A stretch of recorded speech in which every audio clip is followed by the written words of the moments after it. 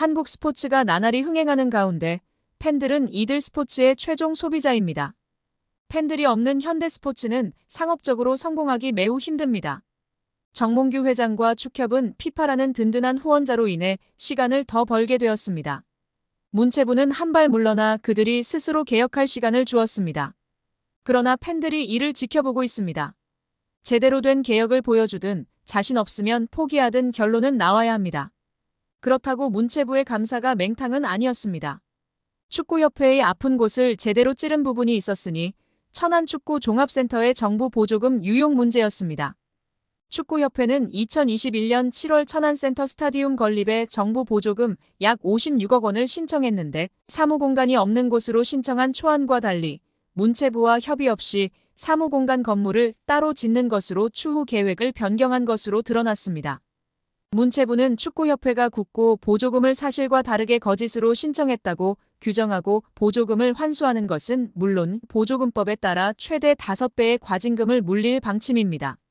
이렇게 되면 축구협회는 최대 300억 원에 이르는 돈을 부담해야 하는 처지가 되는데 천안축구센터 건립을 위해 하나은행과 615억 원 한도의 대출 계약을 약정하는 등 이미 막대한 채무를 지고 있는 축구협회의 재정 상황에서 결코 가볍게 볼 일이 아닙니다. 정 회장이 남은 임기는 물론 사선 연임에 성공하더라도 큰 재정적 부담을 안은 채 축구협회를 운영해야 하는 상황에 몰리게 됩니다. 문체부 고위 관계자는 아직 굳고 보조금 관련 어느 정도 과징금이 책정되는지 정확히 결정된 것은 없다. 원금 56억 원 전체를 환수할지 여부부터 심의해야 하는 상황이다라며 과징금의 정확한 규모에 대해서는 여지를 남겼다.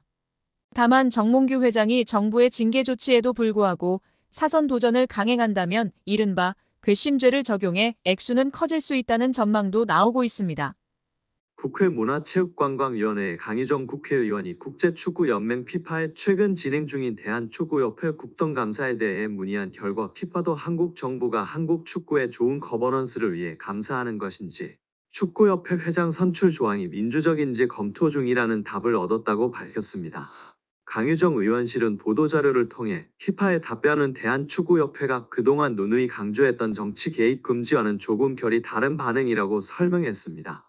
강희정 의원이 피파에 질의한 내용은 피파가 대한축구협회 제3자의 부당한 개입이 확인되면 징계를 받을 수 있다는 내용이 적혀있는 공문에 대해 국회의 축구협회에 대한 현안 질의와 문체부의 감사가 제3자의 부당 개입에 해당하는지 국회와 문화체육관광부로부터 축구협회 관련 정보를 받을 의향이 있는지 축구협회 회장 선거 규정이 독립성과 민주적 절차를 보장하고 있는지 제3자의 부당한 개입의 범위는 어디까지인지였습니다. 이에 대한 피파 답변은 한국 정부의 감사가 부당한 영향에 해당하는지에 대한 확답은 아니었지만 피파는 한국 정부가 한국 축구의 좋은 의사결정 구조를 보장하기 위해 감사를 실시하는 것에 대해 이해하고 있다. 한국 정부가 구체적인 상황을 가지고 있다면 대한축구협회와 공유한 후 대한축구협회가 이를 피파의 공식 채널로 전달할 수 있기를 권장한다는 내용이었습니다. 또한 피파도 대한축구협회의 선거 절차가 적절한지 검토하고 있다며 피파는 선거 절차와 관련 AFC, 아시아축구연맹과 함께 대한축구협회와의 논의를 시작하여 관련 조항을 피파의 기준에 맞추기 위한 논의를 2023년 12월에 시작했다는 답변도 받았습니다. 이에 대해 강희정 의원은 제3자의 개입 금지를 강조했던 축구협회와 달리 피파는 각국 협회의 국내법과 피파 정관 모두를 준수할 것을 요구했다나요. 피파 각 국회와 문화체육관광부가 한국 축구의 좋은 의사결정 구조를 보장하기 위한 감사를 실시하는 것을 높이 평가한다 한 만큼 축구협회도 국내법과 피파 정관에 따른 투명한 의사결정 구조를 만들어야 한다라고 말했습니다. 다만 피파와 현대가의 유착관계에 대한 우려도 나오고 있는데요. 이는 피파의 전략적 목표와 관련이 있습니다. 피파는 클럽 월드컵 등 주요 대회의 확대와 글로벌 축구 시장의 확장을 추진하고 있습니다. 정몽규 회장과의 협력은 이러한 목표를 달성하는 데 필수적인 요소로 평가받고 있습니다. 현대차는 피파의 오랜 후원자이기 때문인데요. 인판티노 회장은 현대차와의 관계를 지속적으로 강화해야 합니다. 결국 홍명보 국가대표팀 감독 뒤에는 KFA가 있고 그 뒤에는 정몽규 회장이 자리하고 있는 셈입니다. 피파와 현대차의 파트너십은 1999년으로 거슬러 올라갑니다. 당시 피파는 월드컵 마케팅 권리를 여러 기업에 개방하는 새로운 전략을 채택했습니다. 현대차는 피파와 파트너 관계를 맺고 2002년 한일 월드컵을 포함한 13개 피파 대회를 후원했습니다. 2002년부터 2022년 카타르 월드컵까지 총 6회의 월드컵을 지원하며 최소 1조 원 이상의 자금을 투자한 것으로 추정됩니다. 한국 축구에서 학명으로 가장 두드러진 인물이 바로 지금 이 시끄러운 와중에 축구 대표팀 감독을 맡은 홍명보 감독입니다. 박종환 감독이 대표팀을 이끌던 1995년 한국팀은 코리아컵 준결승전에서 예선에서 쉽게 승리했던 잠비아에 패했습니다.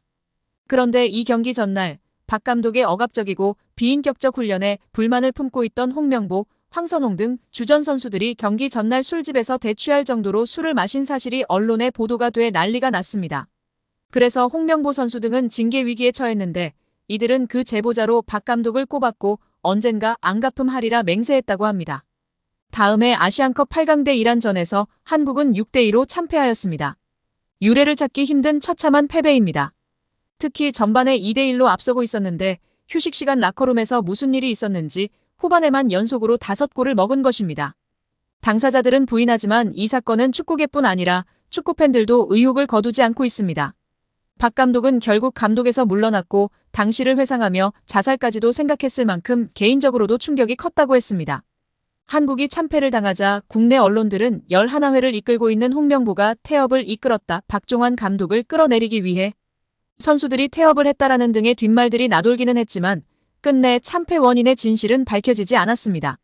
당시 한 언론은 홍명보 선수가 과학적이고 체계적으로 지도하는 감독을 원한다며 스파르타식 훈련을 고집하는 박종환 감독에게 노골적인 반기를 들었지만 누구보다도 체계적으로 지도했던 아나톨리 비쇼베츠 전 감독에게도 노골적인 불만을 터뜨렸다고 전했습니다.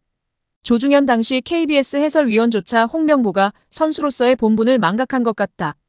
옛날에는 감독의 그림자도 밟지 않았는데 어쩌다 이 지경이 됐는지 모르겠다고 개탄했다고 합니다. 하석주 전 전남 감독은 최근 언론 매체 오센과의 인터뷰에서 11회는 그냥 봉사단체다. 내가 회장을 맡고 있다. 라고 밝힐 뿐 특별한 이야기는 하지 않았었습니다. 홍명보 선임은 신의 한 수였습니다. 정몽규도 몰랐을 것입니다.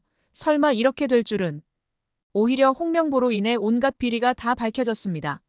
고맙습니다. 이제 정몽규와 홍명보는 손잡고 나가시면 됩니다. 정말 정 회장의 홍명보 선임은 신의 한 수였습니다. 잠시의 고통이 큰 희망으로 바뀐 것입니다.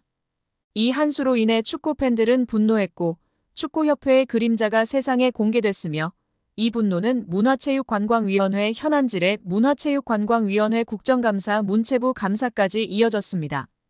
이 과정을 통해 정 회장과 홍명보의 숱한 비리와 부정이 드러났으며 이제 두 사람 모두 물러나야 할 처지까지 왔습니다. 이런 대단한 일을 정 회장이 해낸 것입니다. 정 회장이 홍명보를 선임하지 않았다면 벌어지지 않았을 일입니다. 클린스만 감독권도 그냥 지나쳤을 것입니다. 모든 것이 그림자 속으로 숨어 오랜 시간 한국 축구를 썩게 만들었을 것입니다. 한국 축구의 미래는 없었을 것입니다. 정말 감사해야 할 일이 맞습니다.